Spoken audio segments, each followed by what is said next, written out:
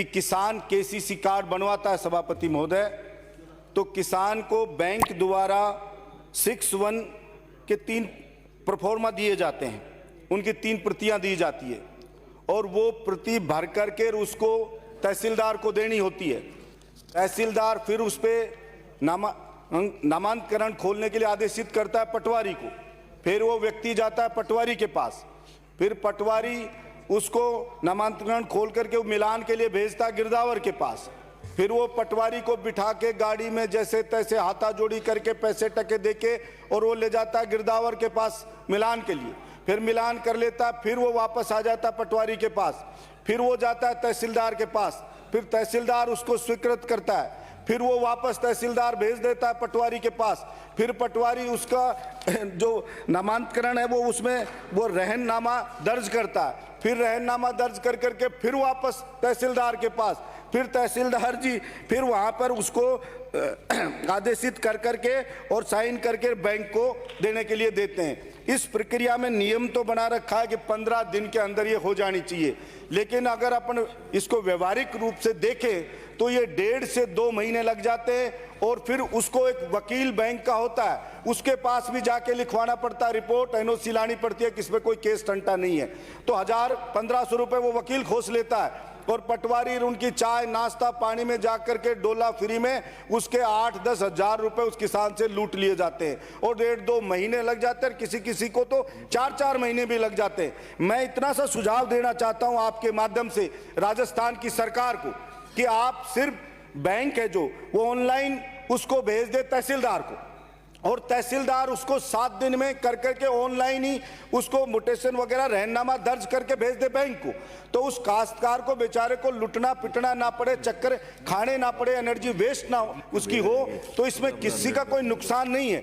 लेकिन मुझे नहीं पता ये क्यों नहीं हो पा रहा है। अभी ये झुंझुनू में एक पायलट प्रोजेक्ट शुरू किया ऐसे ही कि साहब ऑनलाइन बैंक भेज देगा सब रजिस्ट्रार को और वो भेज देगा उस बैंक को, और वो आराम से हो रहा है, अच्छे से हो रहा है, 4 महीने पहले किया, बिल्कुल सक्सेसफुल है। तो मैं चाहूंगा कि इसको पूरे राजस्थान में लागू किया जाए जिससे किसान को राहत मिले। नहीं तो 20,000 रुपए 1 बीघा के ऊपर उसको लोन मिलता है, 2-2 बीघा जमीन है, छोटी छोटी काश्त होगी, 2 बीघा में 40,000 लोन मिलता है, 8-10 हज़ार लुटेरे उसका लूट लेते हैं, तो कुछ मिलता नहीं है और उस आदमी को इतना ज्यादा हरेसमेंट होता है, उस किसान का इतना ज्यादा अपमानित होता है वो किसान, इसलिए उससे राजस्थान की सरकार बचाए, ये मैं आशा रखता हूं। सभापति महोदय कि देश आजाद हुआ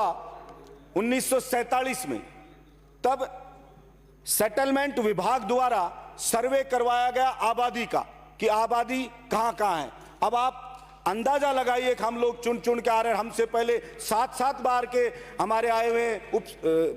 राजेंद्र जी हैं, कटारिया जी हैं, ये मुझे नहीं पता ये क्या कर रहे थे इतने दिन यहाँ पर, लेकिन मेरे समझ में ये आया 47 में सर्वे हुआ था। आज तक भी सभापति महोदय ये जनगणना हुई 1951 में, तब 1,60,00,000 आबादी थी राजस्थान की, यानी 47 में 1.5 करोड़ के लगभग आबादी होगी और वो सर्वे हुआ था। अब आबादी होगी राजस्थान की 7.5 करोड़, लेकिन आज भी वो लाल डोरा जिसको गांव की भाषा में बोलते हैं वो 1947 वाला ही चला आ रहा है। अब किसान ये आबादी इतनी बढ़ गई तो कहीं ना कहीं तो बसेगा, वो बस गया खेत में, अब उस बेचारे को ना पट्टा मिल रहा है, उसकी कन्वर्ट कराए वो मकान को तो ज्वाइंट अकाउंट है तो उसका खाता फटता नहीं है, तो वो कन्वर्ट भी नहीं हो सकती। अब उसको ना लोन मिल सकता है ना कुछ और हो सकता है, ऊपर से उसे लूट खसोट मन में आए तो अधिकारी और कर ले, भैया आपने तो खातेदारी मकान बना लिया, ढाणियां बस गई। तो मैं ये चाहता हूं एक बार सरकार दोबारा सर्वे करवाए, इसमें कोई बहुत बड़ी ऐसी चीज नहीं है कि जो